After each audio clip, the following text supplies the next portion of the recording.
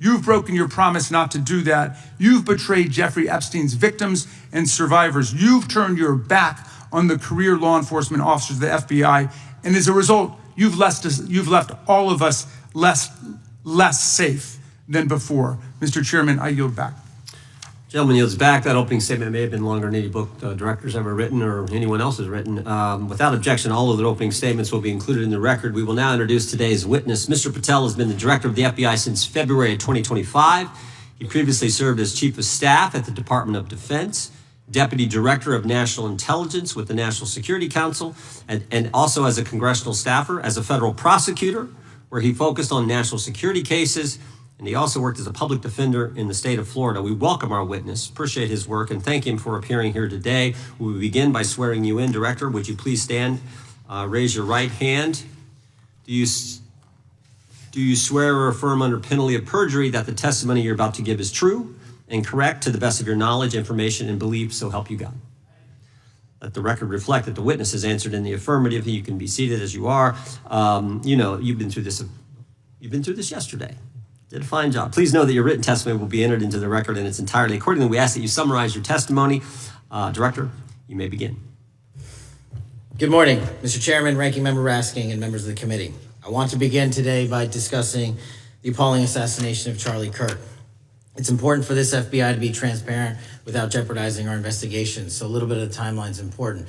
Charlie Kirk was unfortunately assassinated on September 10th. We immediately, the next day, released images early in the day in local time in Utah to start the public partnership in our manhunt for the assassin and culprits.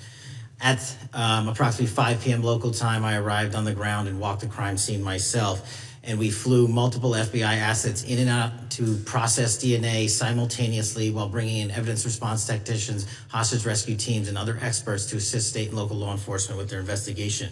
At 8 p.m. local on September 11th, the FBI collected and populated and promulgated at a press conference a video of the suspect on the grounds. We also released enhanced images.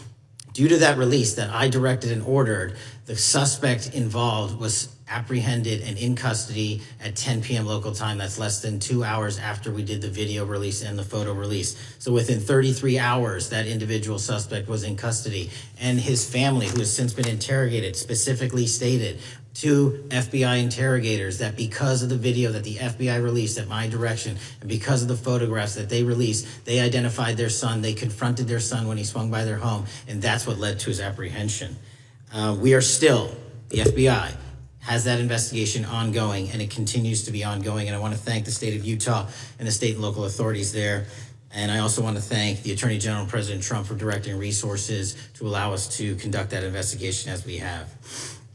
Under this administration, the FBI has arrested more than 23,000 violent criminals. 23,000 in 7 months. That's twice as many year to date last year. We've taken over 6,000 firearms off the streets. 6,000 guns are no longer in the hands of criminals in 7 months. We've identified and found and located 4,700 child victims. That is a 35% increase year to date last year. We have arrested 1,500 child predators. That is a 10% increase year to date last year in just 7 months. We've assisted our partners with countless counterterrorism operations around the world. We've captured at the FBI 4 of the most top 10 wanted fugitives in the world in 7 months. To put that in perspective, that's as many as my predecessor nabbed in the entirety of the Biden administration. We got 4, we got more coming. On top of that, in 2 weeks, thanks to the help of the CIA, we collected and captured one of the individuals responsible for the horrific Abbey Gate bombing that led to the murder of 13 service members. We did that in 2 weeks. They didn't do it in the 4 years of the entire prior administration. Nationwide, we've been executing our Operation Summer Heat, the FBI's national focus on targeting violent crime based on intelligence-driven operations. Ask the citizens of Seattle, Miami, Memphis, Charlotte, Chicago, New Orleans, to specifically highlight New Orleans and Nashville. There has been a 250% increase in violent crime arrests in those cities alone and other mid-major cities that I've just listed. In just a few short months, we have already unleashed 1,000 FBI personnel across this country. Every single state across this country is getting a plus up. This is a fiction that the FBI is short or that we are compromising the men and women in the field. They do not need to be in Washington, D.C., so we're sending them into the field to each and every one of your states. Because of that, crime is at an all-time low. We had to do it because of the explosion of crime. And maybe the most important stat for Americans to realize: in just 7 months, we are on track to produce the lowest murder rate in modern U.S. history by double digits. Those are results not of mine. Those are results of the men and women of the FBI. If you want to criticize me, bring it on, but do not attack the brave leaders in the field. We are also working 24/7, 365 on the opioid epidemic that is killing more than hundreds of thousands of people a year. We have seized 1,600 kilograms of fentanyl off the streets so far in 7 months. Year to date, 25% increase. To put that in perspective, that's enough to kill a third of the American population, 120 million Americans. 100,000 kilograms of cocaine and meth gone off the streets. Earlier this year, I highlighted in Cincinnati, Ohio, how we're getting creative to chase down those that were willing to do harm to our citizens, not just by striking at the heart of the fentanyl producers, but the fentanyl precursor companies in China. And we indicted for the first time multiple companies and individuals, not just in America, but in mainland China, that are producing the ingredients that produce and make fentanyl that kill our children. And we're going to keep going. Counterterrorism work, cyber attacks, and foreign adversaries are something the FBI must never sleep on, and we are not sleeping. In the counterintelligence space alone, this year, year to date, 30% increase in counterintelligence arrests from the DPRK, Russia, Iran, and China. And I want the American people to know, in this setting, there's a lot of work that the brave men and women in the FBI are doing we just can't get into, but they don't stop. Our cyber threats, ransomware attacks, those harming our children online.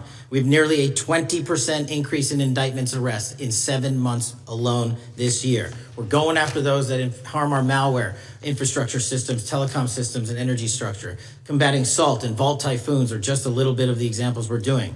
Maybe most importantly, under the counterterrorism and domestic terrorism umbrella, are nihilist, violent extremists, and those that label themselves 764, who wish to go online and convince children to maim and mutilate themselves and commit suicide. And we are producing record numbers of arrests under that umbrella organization. We even stopped an individual in the 764 network who wanted to conspire to kill an adolescent girl. He is now in custody. Transparency remains one of my main priorities at the FBI. And this is what I've done in my 7 months at the helm. We've produced more than 33,000 pages of documents to Congress, to a variety of committees, including, I believe, 7,500 to this committee alone, if memory serves me correct.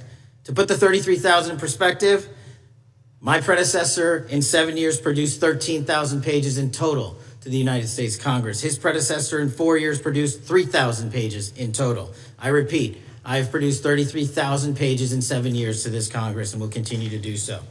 I'm dedicated to restoring the trust and the mission and the integrity of the FBI, and we cannot do so without congressional oversight, and I promise you I will continue to do so. On the Epstein case, the original sin on the Epstein case was how it was handled by Mr. Acosta when he first brought the case in 2006, 7, and 8. The original case had a very limited search warrant, had a very limited search window, had a very limited investigative window. I was not there when those search warrants and that investigation was launched. I would not have done it that way. They were limited to only 3 to 4 years of investigations from 97 to approximately 2001 and 2002 to 2005. Mr. Acosta allowed Mr. Epstein to enter into a plea agreement where he served weekend jails for trafficking minor women. He also was allowed to relieve jail to go home on the weekends. Plus, he allowed a non-prosecution agreement to be signed as part of that plea deal, prohibiting future investigations from that prosecution and from that evidence, and prohibiting the collection of further material. That is the original sin. We are working with Congress to produce more than any administration ever has material on Epstein. And I welcome the challenge to tell us that we are not being as transparent as the law allows. We even went to court and asked the judges to lift those prosecutorial agreements and to lift those court order seals, and they denied us 3 times. Congress is welcome to do the same and join the fight. And I'd lastly like to focus on operation that the president led in D.C. Because of this, we are taking this fight in D.C. to every single city across the country. 2,100 arrests in the last month alone. D.C. has seen a 60% decrease in gun crimes, 75% decrease in carjackings, and 53% decrease in homicides in our nation's capital.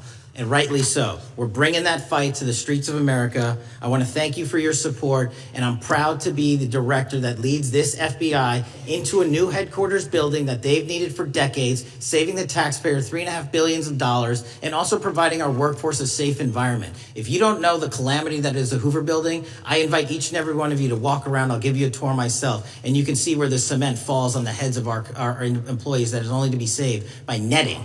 Just to give you an example. Thank you for support to our mission. And I do want to highlight one thing about DC. It's because the FBI gathered sources and evidence that we were able to, through our source network, identify the horrific murder of the DC intern, Eric Tarpinian. And I've spoken to his family, and we are working to bring them justice. And Mr. Chairman, in my 16 years, now my 17 years of government service, if anyone has any questions about my service, bring it on. Yeah.